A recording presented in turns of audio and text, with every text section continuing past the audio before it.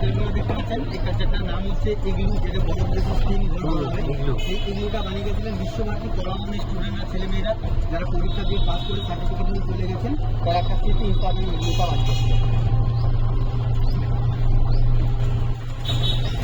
নাট্যঘরের পাশে আজকে যে ভবনটা দেখতে পাচ্ছেন এটা হচ্ছে বিশ্বভারতী নাট্যঘর।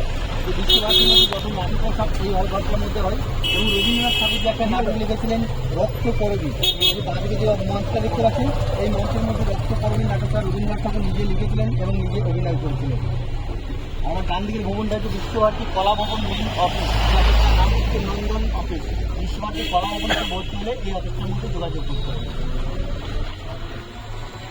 বাঁদিকে বিল্ডিংটা দেখতে পাচ্ছেন এটা হচ্ছে রবীন্দ্রনাথ ঠাকুরের বাড়ি। এই বাড়িটার নাম হচ্ছে উত্তরায়ণ।